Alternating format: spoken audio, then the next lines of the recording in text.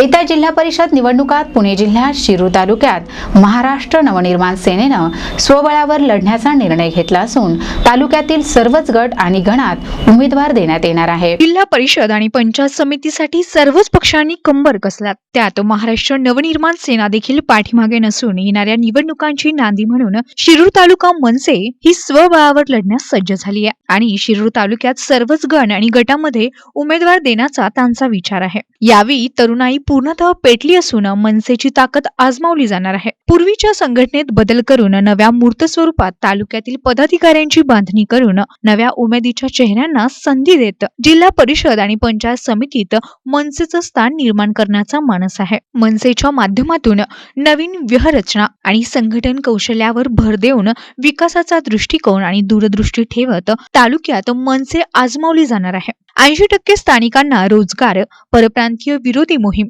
आणि जुन्या नव्यांचा ताळमेळ, सक्षम उमेदवारांचा विचार, नव्या चेहऱ्यांना संधी, रोजगार चळवळ उभी करून तरुणांना रोजगाराची संधी उपलब्ध करून देण्याचा शिरूर तालुका मनसेचा अजेंडा आहे। वरिष्ठ आणि पक्षप्रमुख सभा तालुक्यात घेण्याची तयारी आहे। तसेच उमेदवार आर्थिक बाजूने कुमकुवत असला तरी सक्षम असल्यास त्याला सहकार्य करण्याचा मानस आहे। त्याबाबत माहिती देताना महाराष्ट्र नवनिर्माण सेनेचे शिरूर तालुका अध्यक्ष कैलास नरके यांनी आपल्या प्रतिक्रिया दिल्यात।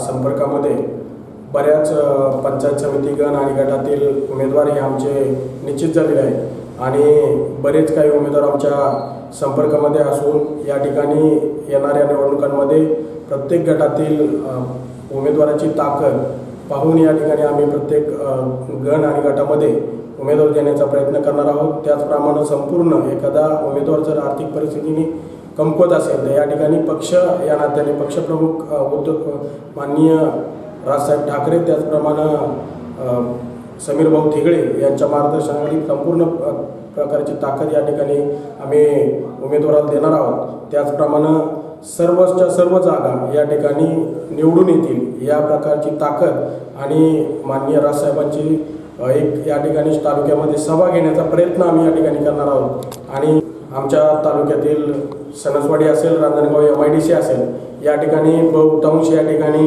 परप्रांतीय लोंढे या ठिकाणी येऊन आमच्या महाराष्ट्रातील मराठी लोकांचा रोजगार या ठिकाणी हिरावून घेतलेला आहे आणि माननीय राजसाहेबांनी या ठिकाणी परप्रांतीयांच्या विषयावरती परवा दिवशीच या ठिकाणी भाष्य केलेलं आहे आणि साहेब म्हणलेले आहेत की परप्रांतीयांचा मुद्दा आम्ही या ठिकाणी लावून धरणार असून जास्तीत जास्त महाराष्ट्रातील आणि मराठी कामगारांना या ठिकाणी न्याय देण्याचा प्रयत्न आम्ही तरुण कार्यकर्त्यांनी या ठिकाणी देणार आहोत। प्रतिनिधी प्रमोद कुतवाळ, NTV न्यूज, सणसवाडी।